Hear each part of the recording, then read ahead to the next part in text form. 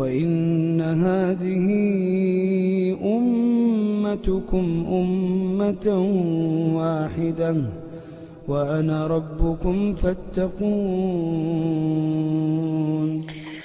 الحمد لله والصلاة والسلام على رسول الله وعلى آله وأصحابه ومن والاه. وأشهد أن لا إله إلا الله وحده لا شريك له وأشهد أن محمدا عبده ورسوله صلى الله عليه وعلى آله وسلم. قال الله سبحانه وتعالى: يا أيها الذين آمنوا اتقوا الله حق تقاته ولا تموتن إلا وأنتم مسلمون. يا أيها الناس اتقوا ربكم الذي خلقكم من نفس واحدة وخلق منها زوجها وبث منهما رجالا كثيرا ونساء واتقوا الله الذي تساءلون به والأرحام إن الله كان عليكم رقيبا. يا أيها الذين آمنوا اتقوا الله وقولوا قولا سديدا يصلح لكم أعمالكم ويغفر لكم ذنوبكم ومن يطع الله ورسوله فقد فاز فوزا عظيما. أما بعد. Ikhwani fiddin rahimani wa rahmakumullah. Alhamdulillah, kita memanjatkan puji dan syukur kepada Allah atas kemudahan yang Allah berikan kepada kita semua, sehingga kita dimudahkan kembali untuk sama-sama berkumpul dalam rangka kita mengkaji tentang usul pokok di dalam agama kita ini. Yang tentunya ini merupakan sebuah kegiatan yang sangat bermanfaat, ya, kegiatan saling mengingatkan tentang pokok-pokok agama yang dengannya seorang akan sempurna keimanannya. Dan insya Allah kita akan melanjutkan kajian kita masih di dalam risalah Al-Usulus Sittah, 6 usul di dalam pokok-pokok agama.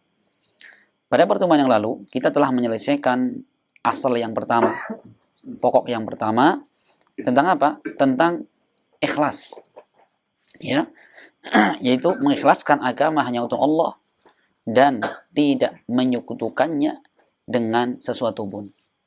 Ya, dengan penjelasan yang sangat jelas, penjelasan yang sangat rinci, baik dalam Al-Quran maupun hadis Nabi SAW. Cuman apa? Ternyata pemahaman seperti ini banyak di kalangan manusia, bahkan orang-orang yang dikategorikan sebagai cendekiawan, orang-orang yang cerdas, tokoh masyarakat, mereka apa? Keliru dalam memahami. Justru mereka menganggap bahwa mentauhidkan Allah, ikhlas ibadah kepada Allah, dianggap apa? Mengurangi haknya seorang soleh. Ya, dianggap sebagai apa? Tidak menunaikan haknya orang soleh. Nah ini jadi penulis kita di sini, beliau sedang menjelaskan, ya, antara pokok Islam yang ternyata apa? Itu diselisihi banyak orang. Ya, ini pokok Islam, tapi banyak manusia menyelisihinya. Gitu ya. Padahal tidak. Yang Allah ajarkan tidak seperti itu. Ya, namun pokok seperti itu ternyata selisih oleh banyak manusia. Maka ini menunjukkan kepada kita bahwa kita beragama bukan ikut kebanyakan manusia. Ya, jika kita beragama ikut kebanyakan manusia, maka tersesat kita.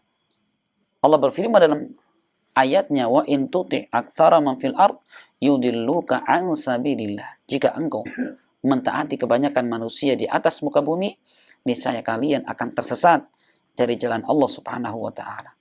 Ya, beragama itu bukan mengikuti banyaknya manusia, tapi beragama adalah melihat bagaimana Al-Qur'an dan bagaimana ucapan Nabi kita Muhammad sallallahu alaihi wasallam. Semua manusia tanpa terkecuali ucapannya bisa diterima, bisa ditolak.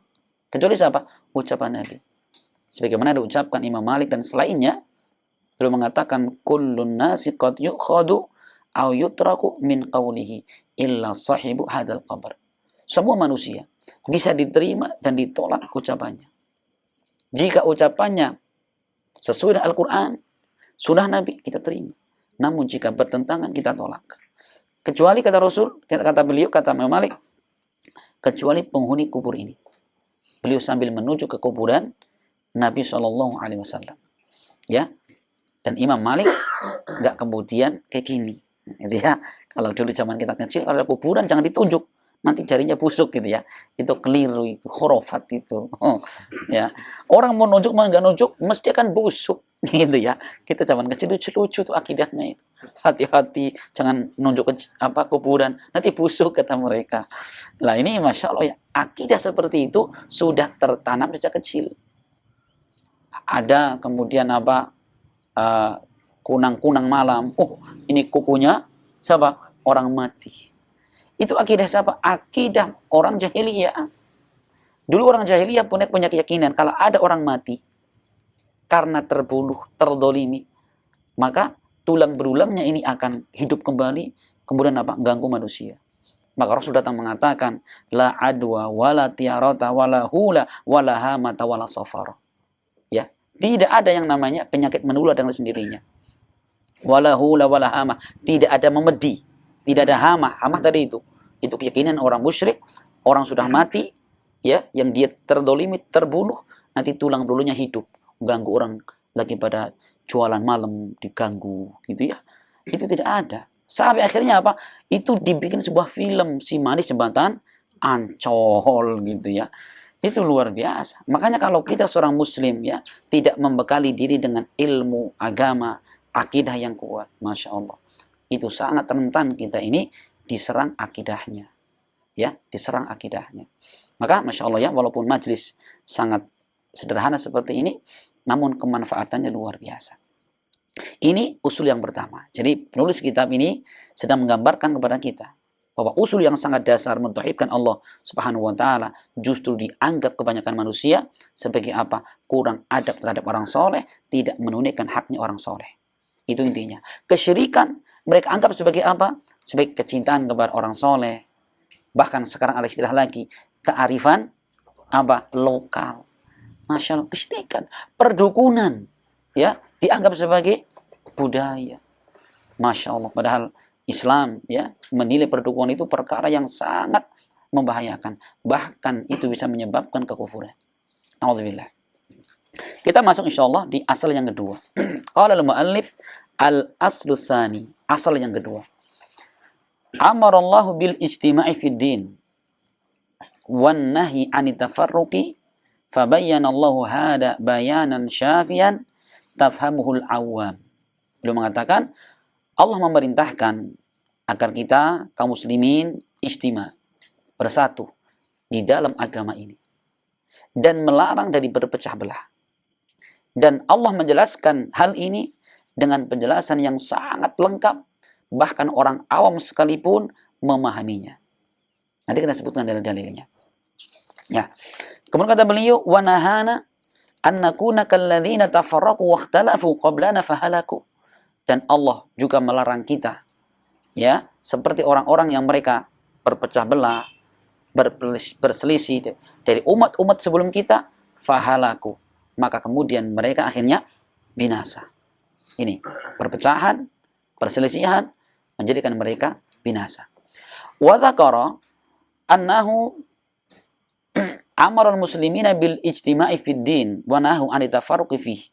Dan Allah menyebutkan bahwasanya Allah memerintahkan kaum muslimin semuanya untuk bersatu di atas agama dan melarang mereka dari berpecah belah.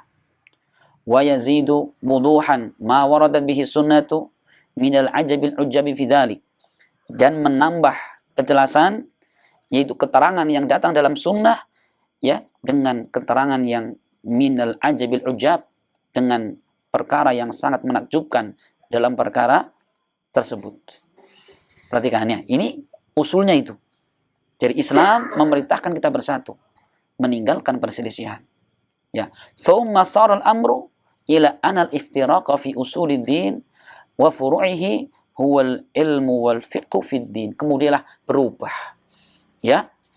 Ya, urusan yang tadi kita disuruh untuk bersatu, ini justru di akhir umat itu akan terbalik. Apa yang mereka pahami? Perpecahan dalam usul agama ataupun dalam furu'nya itu sebagai ilmu dan fikih dalam agama. Jadi seakan-akan orang melegalkan apa? Perpecahan. Seakan-akan perpecahan ya itu kebaikan. Ya kebanyakan mereka punya dalil. Apa kata mereka? Al-ikhtilafu rahmah. Perselisihan itu rahmat. Satu hal sekalian, itu ada ungkapan yang batil. Kenapa? Hadis yang mereka sebutkan hadis yang lemah. Dan yang kedua, bahwa ungkapan seperti itu bertentangan dengan syariat. Allah banyak sekali menjelaskan tentang persatuan. Kita ijtima' di atas sunnah, di atas Islam ini. Justru mereka mengatakan itu sebagai rahmat. Perselisihan, perpecahan bukan rahmat, tapi azab dari Allah Subhanahu wa taala. Ya, itu adalah azab, bukan rahmat. Kemudian wasaral amru bil ijtima'i la yaquluhu illa zindiqun aw majnun. Dan menjadilah urusan ya bahwa bersatu ya di dalam agama itu tidaklah yang mengucapkan melainkan seorang yang zindik, ya munafik atau orang yang gila. Itu kondisinya beliau gambarkan apa sudah terbalik. Islam mengajarkan persatuan, justru sekarang ada orang mengajak persatuan di atas Al-Quran dan Sunnah, dianggap apa? Sebagai zindik atau dianggap sebagai orang yang gila. Dan itu kita rasakan. Masya Allah, kita kembali dari depan. Ini usul yang kedua. Jadi yang pertama, beliau mengatakan Allah memerintahkan kepada kita kaum muslimin untuk ijtima, bersatu di atas agama dan melarang dari perpecahan. Dengan penjelasan yang sangat jelas sampai orang awam pun mereka memahaminya. Ya.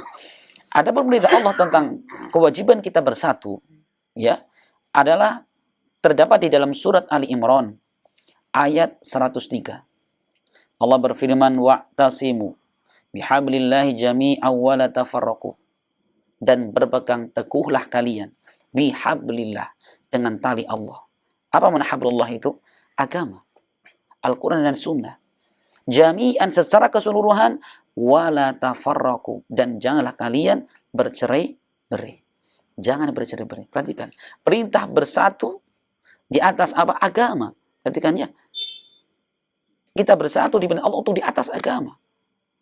Karena perpecahan terjadi dikarenakan apa? Dikarenakan meninggalkan ilmu agama.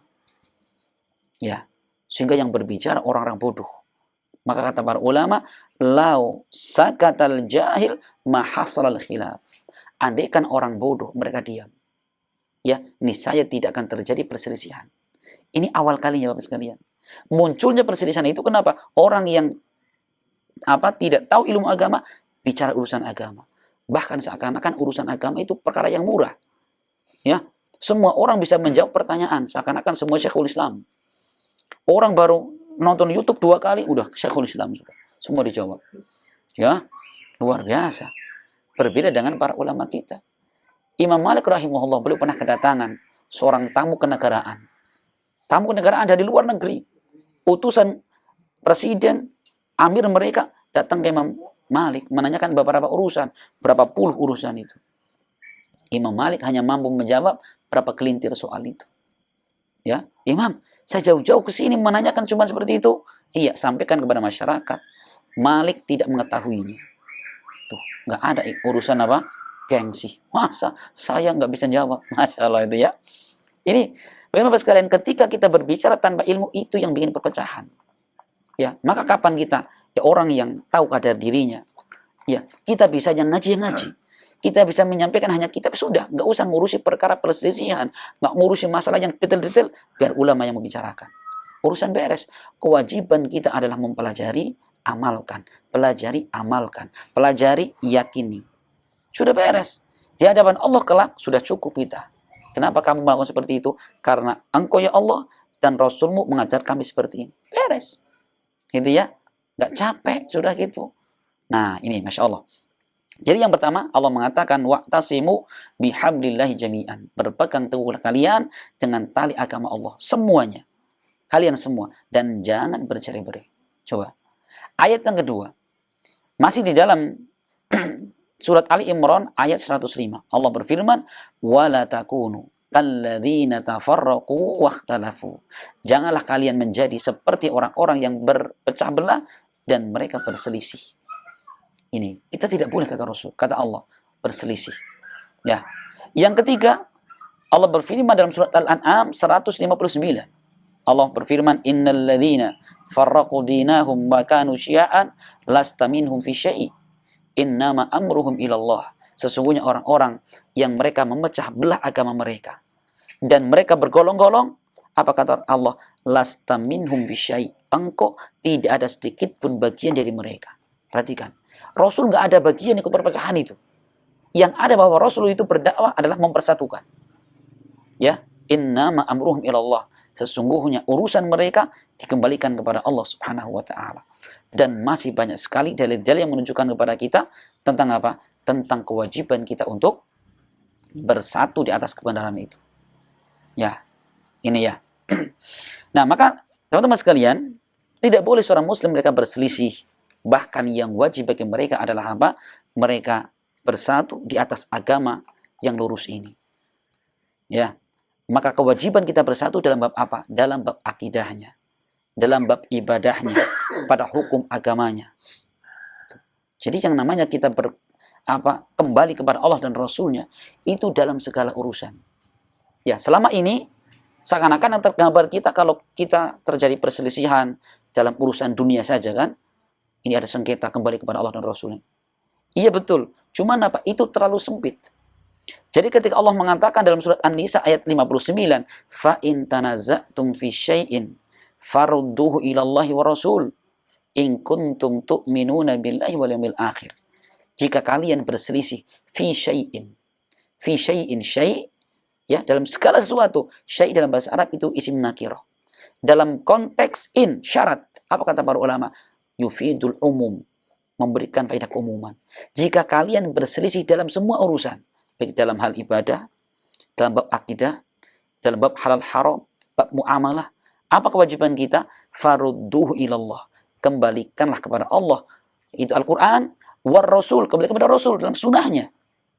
Ya, in kuntum tu'minuna billahi wal yawmil akhir. Jika kalian betul-betul beriman kepada Allah dan hari akhir. Ini perhatikan. Jadi tidak ada kalimat kemudian nggak apa-apa sudah. Kita beda akidah nggak apa-apa. Yang penting satu tujuan. Banyak jalan menuju Roma. Itu istilah-istilah dari mana mereka dapatkan seperti itu. Ya, yang ada Bapak sekalian, bahwa seorang muslim itu, ayo kita mengamalkan apa yang Allah dan Rasulnya ajarkan kepada kita.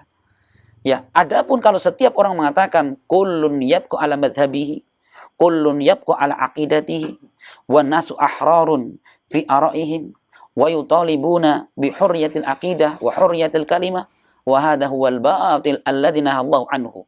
Perhatikan kata Syekh Shalal Fauzan, adapun kalau setiap orang dia tetap dalam madhabnya, pokoknya madhab saya gini sudah, mati urip madhabku gini.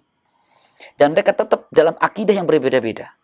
Ya, dan mereka menuntut kebebasan dalam berpikir.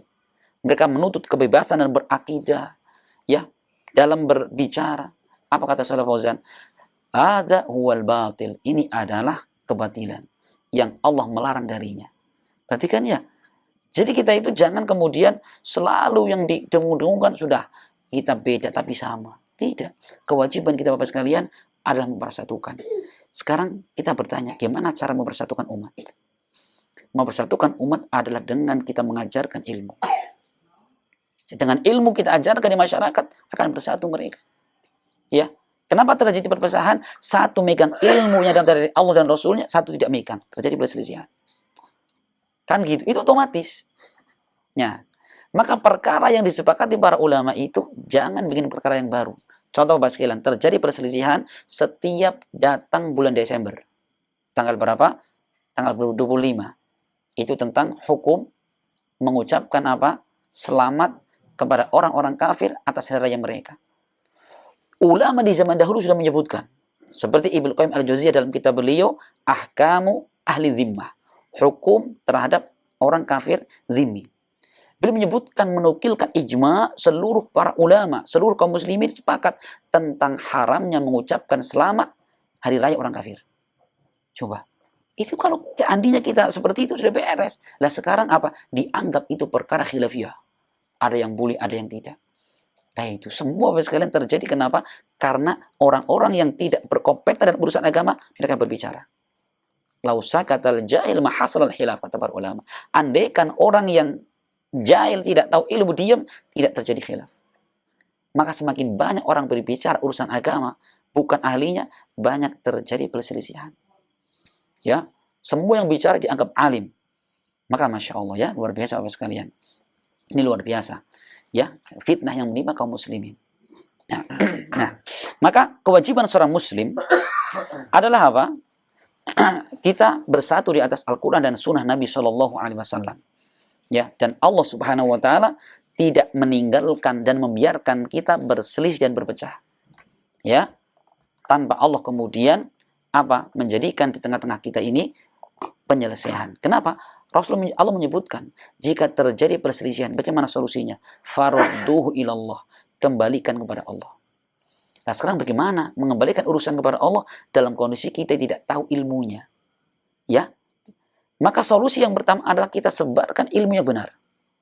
Dengan ilmu yang benar kita tahu, ternyata ulama zaman dulu sudah sepakat haramnya apa diantaranya, contoh tadi, mengucapkan selamat kepada orang kafir. Andaikan pegang ucapan ini, Masya Allah, seluruh kaum muslimin akan bersatu. Setiap datang hari raya mereka, gak ada satu pun mengucapkan selamat. Tidak terjadi perselisihan. Nah, ini yang pertama, kembali kepada ilmu. Dan yang kedua adalah apa? Karena kebid'ahan. Ini yang bikin perpecahan. Maka Syekh Muhammad bin Shalih Al-Utsaimin dalam syarah Aqidah Wasithiyah beliau menyebutkan ya, bahwa di antara kerusakan kebid'ahan itu menyebabkan perpecahan dan perselisihan. Ya, orang yang mengamalkan sunnah, ya, mereka menganggap salah orang melakukan bid'ah. Demikian juga melakukan bid'ah menganggap orang mengamalkan sunnah dia salah. Akhirnya apa? Saling nuding, akhirnya terjadi perpecahan. Maka Masya Allah, di zaman para sahabat sekalian terjadi perselisihan. Terjadi. Bukan satu dua, banyak terjadi perselisihan. Cuman apa? Itu cepat sembuhnya. Cepat bersatu kembali. Kenapa? Karena pegangannya mereka sama. Pegangannya sama, kembali kepada Allah dan Rasulnya. Contoh apa sekalian? Terjadi perselisihan yang luar biasa tatkala wafatnya Nabi. Siapa yang akan menggantikan Rasulullah SAW untuk memimpin kaum muslimin itu? Maka para sahabat kemudian mereka melakukan rapat, ya, akhirnya apa? Mereka punya rujukan itu. Akhirnya mereka menetapkan bahwa sahabat yang mulia Abu Bakar As-Siddiq dijadikan sebagai khalifah pengganti Nabi. Beres urusan. Tidak terjadi perselisihan lagi. Kenapa? Karena mereka punya tempat kembalinya. Ya, tempat kembalinya mana? Al-Quran dan Sunnah. Walaupun Rasul sudah tidak ada, seakan-akan Rasul berada di tengah-tengah kita. Gitu ya. Kenapa? Dengan sunnah-sunnah beliau. Contoh lagi Bapak sekalian. Bagaimana ya ketika terjadi perselisihan dan masing-masing pihak ini kembali kepada Al-Quran dan Sunnah. Ada satu kisah. Ya, ketika wafatnya Ali bin Abi Thalib. Ketika wafatnya Ali bin Abi Thalib, apa sebabnya? Beliau dibunuh oleh orang-orang Khawarij. Maka saat itu sebagian orang ini membaiat Hasan bin Ali bin Abi Thalib. Ya, berarti apa? Cucu Nabi, putranya Ali. Sebagian orang, jumlahnya banyak puluhan ribu. Sedangkan di sisi lain, di negeri Syam dan sekitarnya itu, mereka sudah membaiat siapa? Muawiyah bin Abi Sufyan. Itu pun diikuti para sahabat dan jumlah muslimin yang banyak sekali. Akhirnya apa? Kedua belah pihak ini sama-sama mau bertempur, Bapak sekalian. Sudah berkumpul di satu tempat, sama-sama sudah menguruskan pedangnya, mau apa? Mau berperang. Masya Allah, Hasan bin Ali bin Abi Thalib siap perang. Ya, karena mereka punya hujah masing-masing, ya. Nah, tapi perhatikan, sebelum terjadi peperangan Bapak sekalian, ada sahabat yang bernama Abu Bakar. Beliau pernah mendengarkan ucapan Nabi ketika Hasan masih kecil. Maka Abu Bakar mendatangi Hasan bin Ali. Baik Hasan, mahlan, tenang dulu, jangan perang dulu. Ya, aku pernah mendengarkan kakekmu bersabda, Rasul bersabda, tentang dirimu. Apa itu? Maka Abu Bakar mengatakan, dulu kakekmu mengatakan, inna hada ibni sayyidun, la'allallaha ayusliha bainal ta'ifataini azimaini minal mu'minin. Sesungguhnya cucuku ini, dia adalah seorang pemimpin, yang dia akan mendamaikan dua golongan besar dari kaum mukminin. Perhatikan, ini ucapan kakekmu wahai Hasan bin Ali. Apa yang terjadi? Hasan bin Ali bin Abi Thalib saat itu kemudian hilang kemarahan, langsung mengadakan rapat darurat. Apa kesimpulannya? Hasan bin Ali mengalah dan menyerahkan kepemimpinan kepada Muawiyah bin Abi Sufyan. Dua pasukan yang mau bertempur nggak jadi bertempur. Akhirnya apa? Mereka masukkan kembali pedang-pedang mereka dan mereka saling rangkul-rangkulan.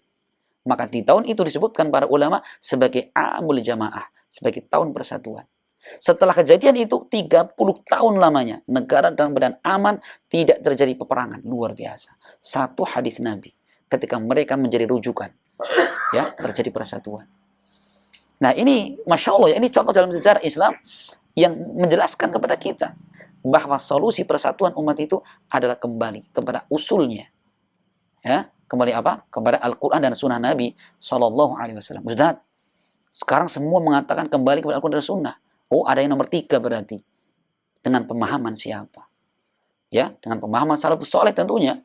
Kalau setiap orang menafsirkan ayat sesuai dengan kemampuannya, sesuai dengan organisasinya, 5 kepala, 5 penafsiran. 10 organisasi, 10 penafsiran. Perpecahan yang terjadi. Ya, maka Masya Allah Bapak sekalian. Ini ya sekali lagi menjelaskan kepada kita bahwa kita memahami Al-Quran dan Sunnah dengan apa? Pemahaman salaful ummah. Ustaz, kenapa harus pemahaman mereka? Bukankah mereka laki-laki, kita laki-laki? Mereka manusia, kita manusia, betul. Cuman mereka para sahabat Nabi SAW mendapatkan jaminan.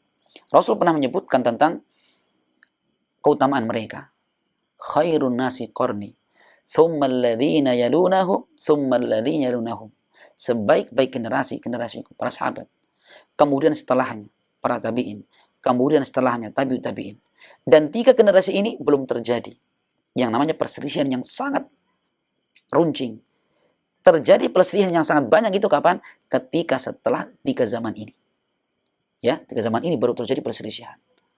Ini Masya Allah. Ya, yang kedua, bahwa imannya para sahabat dijadikan Allah Subhanahu wa taala sebagai iman percontohan. Dalam surat Al-Baqarah Allah berfirman, "Fa in amanu bimithli ma amantum bi faqad ihtadaw." Andaikan mereka orang Yahudi beriman seperti iman kalian. Sekarang Allah mengatakan iman kalian, yang saat itu dituduh siapa ini? Para sahabat kan? Andaikan mereka beriman seperti imannya kalian, faqad ihtadaw. Niscaya mereka mendapatkan hidayah. Coba, imannya para sahabat dijadikan iman percontohan. Ya, dan masih banyak sekali dalil-dalil yang menunjukkan kepada kita tentang apa? Tentang wajibnya kita untuk mengikuti Nabi Shallallahu Alaihi Wasallam ya di dalam menafsirkan ayat-ayat. Ini Masya Allah. Ya, ada pun dalam sunnah Bapak sekalian banyak sekali. Rasul Shallallahu Alaihi Wasallam beliau pernah menyebutkan ya dalam sebuah hadis yang diriwayatkan Imam Muslim dan yang selainnya, ya Rasulullah mengatakan innallaha yardalakum salatan. Sungguhnya Allah ridho atas kalian 3 perkara. Apa yang pertama? An ya'buduhu wa la tusyriku bi syai'an. Engkau beribadah hanya kepada Allah dan tidak menyekutukan dengan sesuatu pun. Yang kedua, wa anta tasimu bihablillahi jami'an wa la tafarraqu. Perhatikan, dan agar engkau berpegang teguh ya dengan tali agama Allah semuanya dan tidak bercerai-berai. Yang ketiga, wa antunasihu man wallahu Allahu amrahum, dan agar kalian menasihati orang-orang yang diberikan kepadanya urusan kaum muslimin. Ini Allah ridho kepadanya. Maka Bapak sekalian, coba kita melihat bagaimana solusi Nabi ketika terjadi perselisihan. Beliau pernah mengatakan dalam hadisnya, ya, wa man ya'ish minkum fasayara ikhtilafan katsira. Siapa hidup sepeninggalku nanti, dia akan mendapati banyak sekali perselisihan. Perhatikan, Rasul ya menjelaskan perkara yang akan datang. Ini menunjukkan salah satu tanda dari tanda kenabian Nabi. Nanti kalau kalian hidup sepeninggalku, banyak terjadi perselisihan. Apa solusi yang beliau sebutkan? Alaikum bisunnati wa sunnatil khulafa'ir rasyidin al mahdiyyin min ba'di. Aldu 'alaiha bin nawajid. Kata Nabi, hendaklah kalian berpegang teguh dengan sunnahku dan sunnahnya para khulafa'ir rasyidin setelahku nanti. Gigitlah sunnah itu dengan gigi gerahmu. Bapak sekalian, kita renungkan ayat hadis ini. Rasul mengatakan, alaikum bisunnati. Hendaklah kalian berpegang dengan sunnahku dan sunnah para khulafa'ir rasyidin. Aldu 'alaiha, gigitlah sunnah itu. Perhatikan, alaiha, ha dalam bahasa Arab itu dhamir mufrad, kata ganti untuk tunggal, satu. Padahal yang Rasul sebutkan 2 kan, sunnahku dan sunnah khulafa'ir rasyidin. Tapi giliran Allah Rasul perintahkan kita berpegang teguh, aldu 'alaiha, gigitlah sunnah itu. Cuman 1 pakai dhamirnya. Apa menunjukkan? Menunjukkan bahwa sunnahnya Rasul dan sunnahnya para khulafa'ir rasyidin tidak bisa dipisahkan. Rasul menganggap 1. Coba. Yang kedua, Rasul menggambarkan apa? Gigitlah sunnah itu dengan gigi gerahmu. Artinya apa? Agar kita ini berpegang teguh dengan sunnah sekuat-kuatnya. Kenapa Rasul nggak mengatakan gigit dengan gigi sarimu? Ya, gigi depanmu. Rompol, Pak. Ya, Jadi menggambarkan bahwa gigit sunnah itu sekuat-kuatnya. Pernah lihat Pak, ada orang atraksi itu narik mobil sama gigi. Gigi mana kira-kira? Kalau depan rompol. Ya, tapi yang dipakai gigi gerahamnya. Kalau Idul Adha kita jarang makan daging, begitu makan daging setengah matang, Bu, dagingnya tuh cukup dewek anak kayak. Gitu ya. Kita ambil daging masih keras bagaimana? Pakai gigi depan, ompong Idul Adha. Besok depan omong satu lagi, 5 Idul Adha nggak punya gigi. Tapi kita gigit pakai gigi paling ini, paling kuat pakai gigi geraham. Itu ya Masya Allah sekalian. Dan Rasul sudah menggambarkan bahwa akan datang satu masa, sata'ti ala nasi zamanun as-sabiru ala dinihi kal qabid alal jamar. Akan datang satu zaman di tengah manusia, orang yang berpegang dengan sunnahnya seperti orang pegang bara api. Atau bara api udud. Nah, udud ini ya, rokok dipegang, kayak apa rasanya? Nggak kuat. Tapi kata Rasul, siapa yang sabar megang udud itu, jangan udud lah. Bara api, nah, dia akan selamat. Tapi meninggalkan celaka dia. Ini Masya Allah. Nah, ini kunci persatuan umat di situ. Selama itu ditinggalkan, perpecahan di mana-mana. Ya, selama itu ditinggalkan, perpecahan di mana-mana. Ini ya, ini diantara perintah Allah Subhanahu wa taala agar kita bersatu. Ya. Wanahana, dan Allah juga melarang kita annakuna kalladzina tafarraqu, agar kita jangan sampai seperti orang-orang yang mereka berpecah belah dan berselisih dari orang-orang sebelum kita, sehingga mereka apa pun binasa. Ya, mereka binasa. Maka Bapak sekalian, kita sering mendengarkan satu ucapan ya, yang ini sangat batil kata Syekh Fauzan, itu mereka mengatakan najtami'u fi mattafaqna alaih wa ya'diru ba'duna ba'dan fi makhtalafna fihi. Ya, kita bersatu dalam perkara yang kita sepakati dan kita saling memberikan uzur dalam perkara yang kita perselisihkan. Seakan-akan lidah ya. Apa kata Syekh Fauzan? Hadza la syakka annahu kalamun batilun. Tidak ragu, ini adalah kalimat yang sangat batil. Bukan seperti itu sikap seorang mukmin. Ketika terjadi perselisihan, bersatu.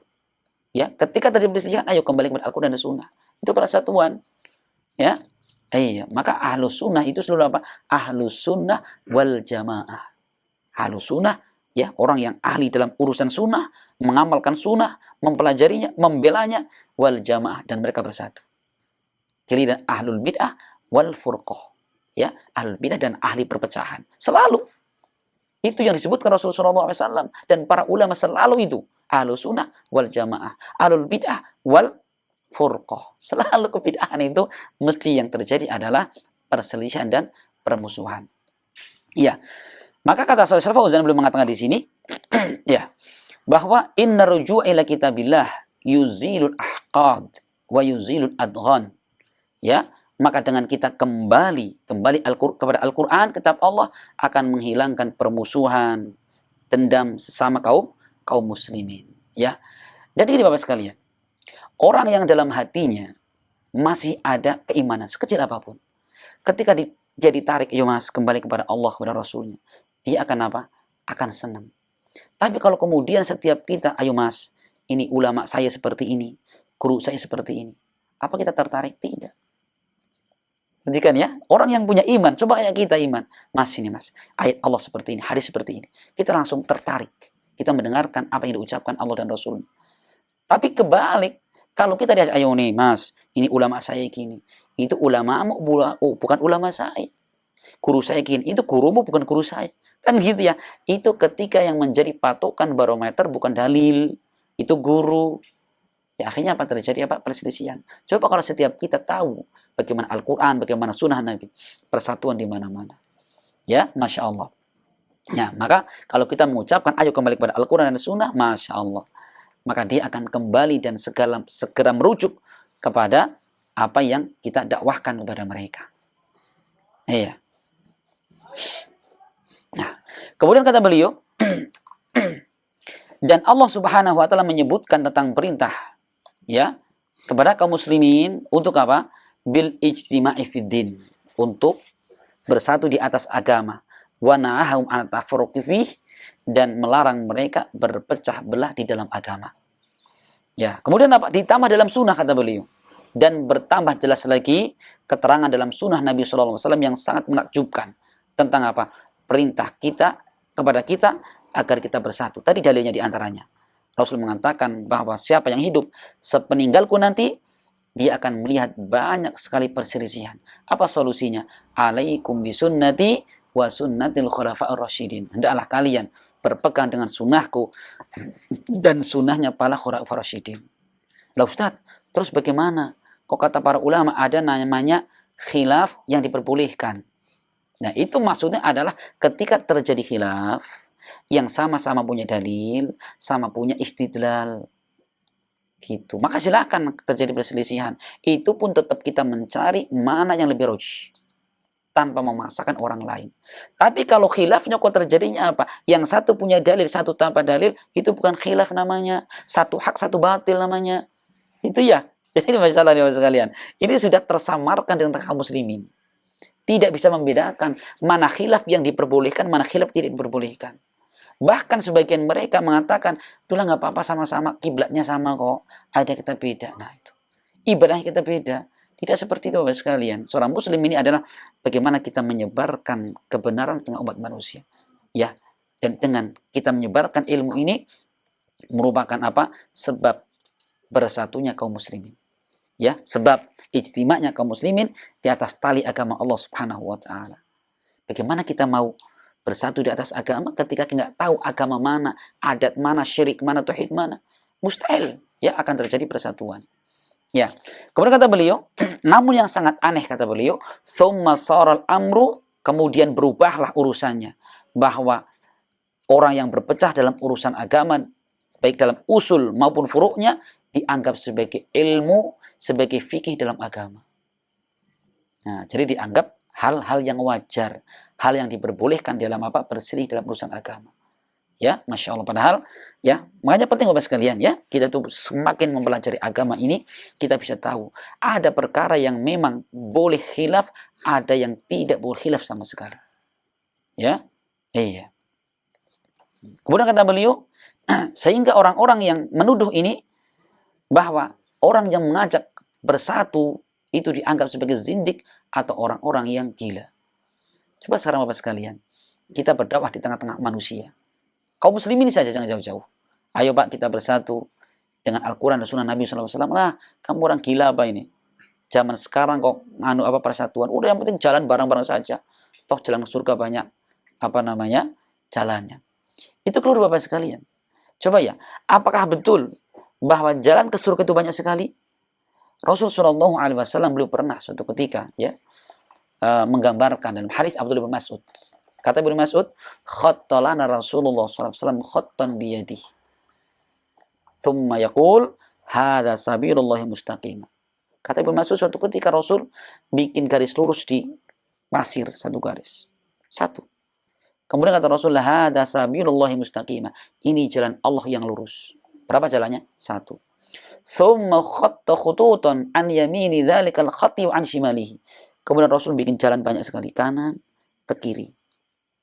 Ya, dan Rasul mengatakan wahadi subul, hadis subul, dan jalan-jalan ini perhatikan antum, perhatikan ya. Ketika Rasul mengatakan jalan lurus cuma satu, hada sabilullah, sabil itu mufrad, kalimat tunggal. Ini jalan Allah yang lurus, kalimat mufrad. Giliran Rasul menyebutkan jalan yang kanan kiri itu, belum mengatakan wahadi subul, dan jalan-jalan ini jalannya banyak itu dengan jamak. Laisa minha sabilun illa wa alaihi syaitanu yad'u ilaih. Tidak ada satupun jalan melainkan ada syaitan yang menyeru kepadanya. Berapa jalan kebenaran? Satu. Berapa jalan kebatilan? Banyak sekali. Ya, maka kita jangan latah. Banyak jalan ke Roma. Betul Bapak sekalian, jangan ke Roma. Ya, jalan ke mana? Ke Mangati juga banyak sekali. Bisa lewat sini, Padaherang, Kalipucang, lewat Banjar sekalian, lewat Bandung sekalian. Bisa itu. Yang penting mentok di Manganti. Atus nama nanti. Gitu. Cuman nggak bisa. Itu tidak bisa dianalogikan dalam urusan agama. Ya ibaratnya monggo. Kalau memang bercapek-capek. Kita menghadap surga ke sini. Umur kita tinggal 3 tahun lagi. Muter-muter dulu mati nang dalan nggak dapat surga. Itu ya. Maka Masya Allah itu ya. Nah, makanya gini Bapak sekalian. Monggo silahkan, mereka analogi, kita pun bisa analogi. Sekarang ini Bapak sekalian, saya gambarkan gini, seperti ada 2 orang, sama-sama menuju ke katakanlah ke Jakarta. 2 orang, setar dari Banjarsari. Ayo Mas, kita berangkat bareng. Kita lomba cepet-cepetan. Yang satu ini Masya Allah paham sekali. Jalurnya kemana, jalan tikus kemana, biar tidak ada halangan kemana. Tahu sekali dia. Jalan ramai ada, kalau ini ada halangan, cari jalan lain bisa tahu. Dia tahu seluk-beluknya. Yang satu boro-boro di jalan, baru dengar nama Jakarta. Jakarta nama Mas? Roti apa? Martabak? Nah, itu nama kota Mas. Gitu ya. Sudah berangkat bareng. Setar bareng. Ciropat, mangkat bareng. Mas, yang satu tahu jalan, lurus, belok tapi tahu jalannya. Yang satu ini, begitu berangkat, lewat mana? Ke Banjar, belok ke Majenang. Nah, Purwokerto, Magelang, Jogja, telepon. Saya mana Mas? Saya 5 menit lagi sampai Jakarta. Jenengan mana? Jogja. Jenengan Jogja. Perhatikan, habis tenaga, energi, waktu sampai di Jogja. Kapan sampai Jakartanya? Sama pas kalian. Pengen ke surga tanpa ilmu, mustahil dapat. Itu ya, maka masalah ilmu itu sangat menentukan. Itu. Orang pengen bersatu, kok pakainya apa? Pakai perasaan nggak bisa. Ini jalan enak lurus, sampai sana rusak. Balik lagi. Habis waktu, energi nggak sampai ke tujuan. Itu analoginya Mas sekalian ya. Makanya kalau kita beragama itu jangan pakai akal. Ya, pelajari agama dengan baik, biidznillah. Dengan izin Allah Subhanahu wa taala, kita akan cepat sampai ke tujuannya tanpa ada halangan. Walaupun berat, biasa berat terus, tapi intinya Pak, kita mendapatkan kenikmatan di sisi Allah Subhanahu wa taala. Mungkin ini Bapak sekalian, ya sedikit yang bisa kita jelaskan, semoga bermanfaat dan semoga Allah Subhanahu wa taala memberikan persatuan kepada kaum muslimin dan Allah Azza wa Jalla berikan kepada kita semua taufiknya agar kita berjalan di atas jalan yang diridhai oleh Allah Subhanahu wa taala. Subhanakallahumma bihamdik asyhadu an la ilaha illa anta astaghfiruka wa atubu ilaik. Assalamualaikum warahmatullahi wabarakatuh.